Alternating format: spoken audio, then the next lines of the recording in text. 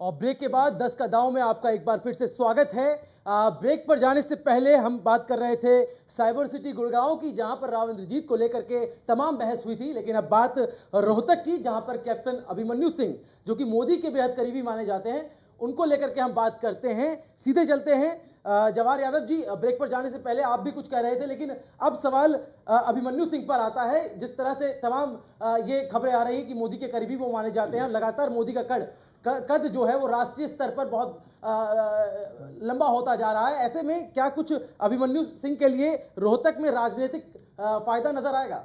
देखिए, मैं आपने जो प्रश्न किया उसका जवाब दूंगा। इससे पहले एक जवाब और दूंगा। जहां तक कांग्रेस के भ्रष्टाचार की बात, देखिए फिर वही बात, मैं फिर ये भ्रष्टाचार की बात करते हैं।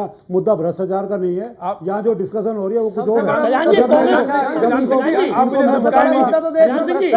तो पहले इनकी बात का मैं जवाब दूं। कांग्रेस वालों को भ्रष्टाचार का नाम आते ही ऐसी बात नहीं है। आप प्लीज सुनने की भी हिम्मत रखें। भ्रष्टाचार में भारतीय जनता पार्टी का रिकॉर्ड टूटा हुआ है।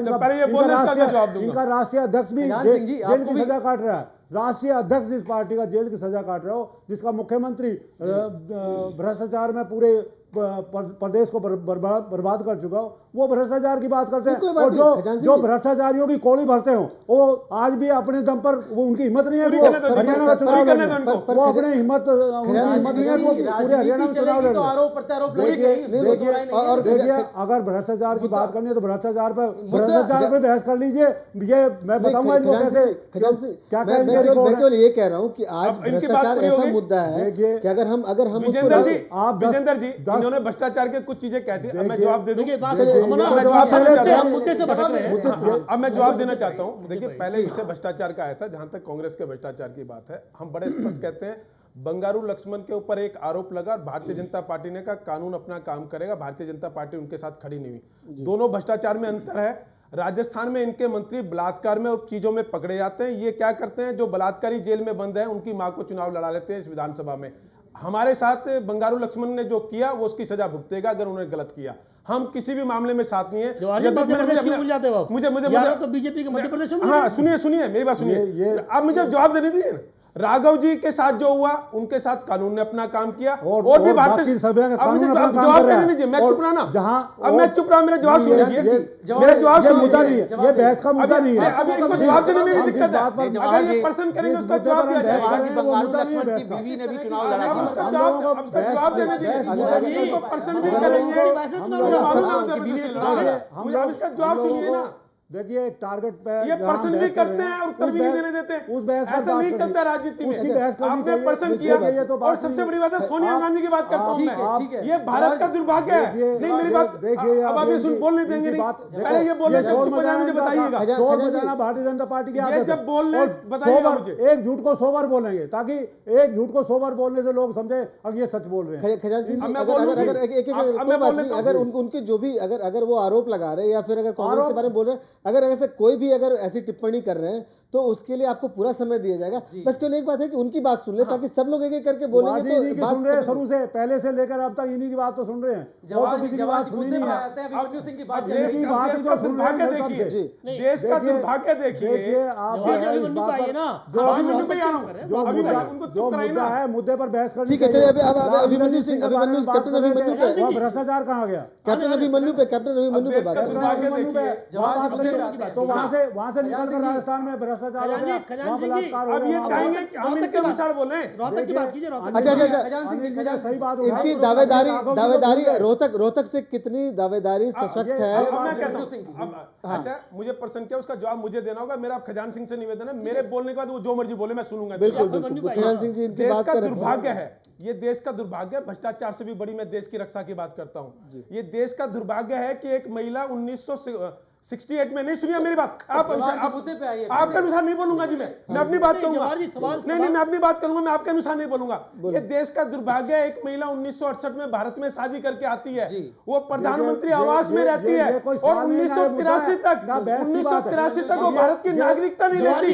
ये लोग बात कर रहे हैं भ्रष्टाचार की। बात करते हैं, ये सवाल है ही नहीं। हम देखिए जवाहर सिंह जी, ऐसे है कि ये अगर मैं बहुत कहूंगा कि वो गद्दार गद्दारों के साथ मिले हुए। प्रधानमंत्री आवास में एक महिला रहती है और भारत के नागरिक नहीं है वो। समय बहुत कम है जवाहर जी, समय बहुत कम है क्योंकि हम इस पे बात कर रहे हैं। क्योंकि वहाँ पे अगर आप रोहतक के बारे में क्या जानना चाहते हैं आप? लाइन टू लाइन जवाब दीजिए। रोहतक के बारे में बात सवाल है। इतना है कि कैप्टन अभिमन्यु सिंह जो कि मोदी के बेहद करीबी माने जाते हैं, उसको लेकर के उस क्षेत्र में कितनी सशक्त दावेदारी वो उनकी रही है। कांग्रेस में बहुत मजबूत है, इसमें कोई दो राय नहीं। भारतीय एक तो मैं आपको ठीक कर दूं, जी भारतीय जनता पार्टी का हर कार्यकर्ता नरेंद्र मोदी जी के नजदीक है। बिल्कुल। इसलिए आप ये कहें कि कैप्टन अभिमन्यु जी हैं, ठीक है कैप्टन मान लेते अभिमन्यु जी हैं, हमारे राष्ट्रीय प्रवक्ता है और उसके नाते उनका राष्ट्रीय दायित्व है। दावेदारी पार्टी तय करेगी कि वहां से किसको लड़ना है। पहले वो लड़ना चाहते हैं कि लड़ना चाहते हैं? हाँ, तो वो तो इसलिए- सीएम के कैंडिडेट हो रहे हैं, इसलिए- उनके जो समर्थक नहीं, हैं नहीं, वो वो हरियाणा समर्थक में बीजेपी का सीएम आपने बनने एक की कोशिश प्रश्न कर रहे हैं। किया, इसका मैंने उत्तर दिया कि पार्टी तय करेगी कौन लड़ेगा रोहतक से।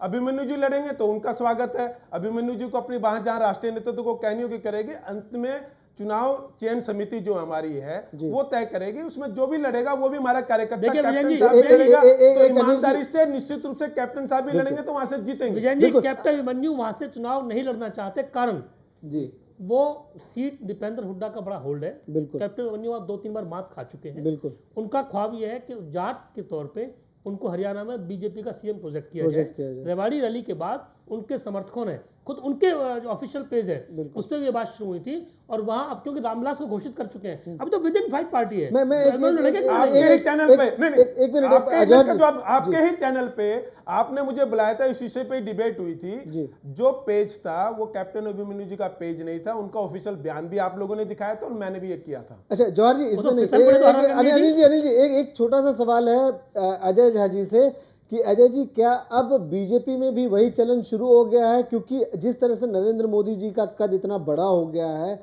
उसके बाद से चाहे वो राव इंद्रजीत हो चाहे वो कोई दूसरा कैंडिडेट हो, क्या अब पैराशूट नियम यहाँ भी शुरू हो गया है कि ऊपर से ला के थोपा जाएगा, कार्यकर्ता जो चाहे नहीं करे या उनके मर्जी का कोई भी कैंडिडेट हो पर ऊपर से जो आएगा वही जो मोदी जो कहेंगे वही होगा? क्या लगता है? विजेंद्र, मुझे पैराशूट से बहुत ज़्यादा नफरत नहीं है क्योंकि कई बार पैराशूट से अच्छे नेता भी आ जाते हैं। अगर आप नई दिल्ली विधानसभा क्षेत्र में बात करें तो अरविंद केजरीवाल वहाँ के रहने वाले नहीं है, वो भी पैराशूट से अपने आप को वहाँ पर ड्रॉप किया और उन्होंने क्या ड्रॉप किया उसका अपने उदाहरण आपने देखा। मुझे लगता है कैप्टन अभिमन्यु हो या कोई हो, भाजपा को रोहतक से एक बहुत ही सशक्त उम्मीदवार खड़ा करना चाहिए क्योंकि शेर को जब आप उसके मान में मारेंगे तब बात बनती है। तो आप सबसे मजबूत नेता जो भी आपका हो हरियाणा के अंदर उसको वहां आप खड़ा करें, वहां पर चैलेंज दे हुड्डा फैमिली को, जैसे अरविंद केजरीवाल ने किया। उसने एक जुआ खेला और बीजेपी के लिए जुआ खेलने का ये वक्त है क्योंकि आप सुषमा स्वराज को अगर हरियाणा से फिर से चुनाव लड़वाना चाहते हैं, फरीदाबाद से लड़ना चाहते हैं तो एक जुआ ही है।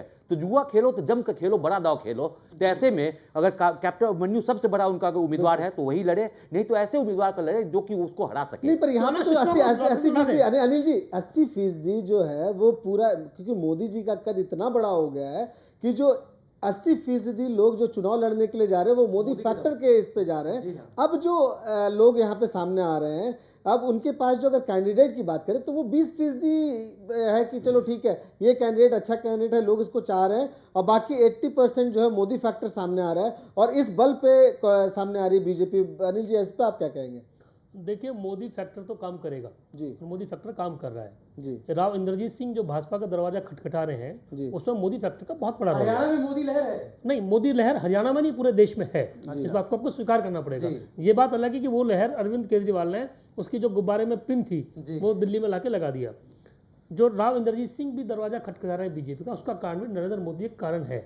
ये बात कर रहे हैं कि राव इंद्रजीत सिंह ने ये किया। 2006 में अगर अन्याय शुरू हो गया तो राव इंद्रजीत सिंह किस भरोसे बैठे रहे पार्टी में? जब इलेक्शन उन्होंने पार्टी के हर मंच पे अपनी आवाज उठाई है, हर स्टेज पे अपनी आवाज उठाई है। आप गलत कह रहे हैं सर, ये उन्होंने हर मंच पे अपनी आवाज उठाई है, हर इस क्षेत्रवाद के खिलाफ उन्होंने हमेशा बोला है, डिस्क्रिमिनेशन के खिलाफ हमेशा बोला है। अच्छा, जो बीजेपी की जो नरेंद्र मोदी की हम बात कर रहे हैं, हरियाणा में बीजेपी का खुद का इतना बड़ा जनाधार नहीं है कि वो अपने दम पे चुनाव जीत जाए। पहले भी जब 5-5 सीट 1999 में इन्होंने जीती थी, वो इनेलो की एक लहर थी, उस दौड़ में सवार होकर जीत गए। अकेले बूते बीजेपी चुनाव लड़ पाएगी, हरियाणा में जीत पा सकती है, बड़ा मुश्किल है। दूसरी बात, जो महागठबंधन की बात शुरू हुई है, अगर ये किसी भी रूप में महागठबंधन सामने आता है, अगर महागठबंधन सामने आया तो वो गठबंधन कांग्रेस के लिए बहुत बड़ी चुनौती होगी। मुझे आज की डेट में ऐसा नहीं लगता हंसका भाजपा दोनों मिलके कांग्रेस के खिलाफ एक कितना बड़ा चुनौती बन पा रही है कि कांग्रेस का सुपड़ा यही बात खजान सिंह जी से पूछेंगे। खजान सिंह जी, क्या आपको लगता है कि जो मोदी फैक्टर है उसके सामने राहुल फैक्टर इतना सशक्त तरीके से सामने आ पाएगा कि उसको काउंटर कर सके? कुमार जी, मैं सबसे पहले तो झा साहब की बात का और अनिल भाई की बात का एक जवाब देना चाहूँगा। जी बिल्कुल। ये Modi factor Modi factor Modi factor जो सुबह से शाम तक 100 बार कहा जाता है, मोदी जी को मैं आमंत्रित करता हूँ, वो हरियाणा में आए, रोहतक से चुनाव लड़े या कहीं भी हरियाणा की किसी सीट से लड़े, तो आपको पता लग जाएगा उनकी कितनी हवा है और कितना उनमें दम है। और मैं आपके सामने ये भी बताना चाहूँगा कि इसी साल में 2013 में 8 प्रदेशों में चुनाव हुए और जिनमें 4 प्रदेशों में हम जीते हैं, हमारी सरकार बनी है। और वो सिर्फ एक 2 प्रदेशों में जो इनके प्रदेश थे पहले से। नहीं तो राहुल जी या सोनिया जी जाएंगी गुजरात, छत्तीसगढ़ में लगातार आप दावा कर रहे थे कि सरकार बनेगी, लेकिन वहां भी सरकार नहीं बन पाई। मैं आपको बताना चाहूंगा कि ये कह रहे हैं मोदी, और आप भी कह रहे हैं, कई बार आप कह चुके हैं मोदी बहुत बड़े हो गए हैं, तो मोदी को हरियाणा में आना चाहिए और उनको हरियाणा में आकर रोहतक से लड़ना चाहिए, या वो फरीदाबाद से लड़ लें, या वो हिसार से लड़ लें, वो आके लड़े ना, उनको पता लगेगा भाई उनके नेता में कितना बड़े राष्ट्रीय नेता है, या दिल्ली से कहीं लड़ लें, लड़के देखें तो पता लगेगा राष्ट्रीय नेता हैं या स्टेट के भी नेता नहीं है। राहुल फैक्टर कितना काम करेगा? राहुल फैक्टर स्टेट के भी नेता नहीं है, राहुल जी के नेतृत्व में 4 प्रदेशों में कांग्रेस की सरकार 2013 में बनी है। कर्नाटक इनसे हमने छीना है, इनकी वहां बीजेपी की दुर्गति हुई है, 20 सीट भी नहीं गई। राजस्थान में आपको हम राजस्थान में हम एक बार हारते हैं, एक बार जीतते हैं। पिछली बार हम जीते थे, उससे पहले हम हारे थे। मध्य प्रदेश और छत्तीसगढ़ में ये सरकार बचाने में कामयाब रहे हैं। जो बात सच्ची है हम उसको एडमिट करेंगे। लेकिन कुमार जी जरा हिमाचल से और उत्तरांचल से, उत्तराखंड से हमने इनसे सरकार छीनी है। हमने दो स्टेट से छीनी है। देखिए गोवा में हम हारे हैं, जो हम हारे हैं तो हम स्वीकार करते हैं। हम दिल्ली में स्वीकार करते हैं। हमने कहा कि हम गलतियों से सीखेंगे, हमने कहा हम आप पार्टी से भी सीखेंगे। पर ऐसा नहीं लगता तो ये हमारी मीठी अपनी और कड़वी थू। हम इस बात को स्वीकार करते हैं, जहां हमारी हार हुई है वहां हम मंथन कर रहे हैं, चिंतन कर रहे हैं, और जहां हमने जीत हासिल की है वहां राहुल जी के कारण जीत हासिल हुई है। राहुल जी का फैक्टर काम करता है, वो युवाओं के नेता है। और उन्होंने कितना बड़ा फैसला देश के पूरे दुनिया के लिए करके दिखाया। देखिए अभी जवाहर भाई बोलने दीजिए, पहले जब आपका नंबर आए बोलना। राहुल जी ने कितना बड़ा देश और दुनिया के सामने मिसाल कायम की। अब जो भी दागी हैं, जो भी जिनकी सजा हो गई है, उनके लिए उन्होंने एक वीटो पावर का इस्तेमाल करके राष्ट्रीय उपाध्यक्ष होने के नाते और उसको पूरे देश और दुनिया के सामने मिसाल कायम करवाया। क्या इतना बड़ा फैसला हुआ है?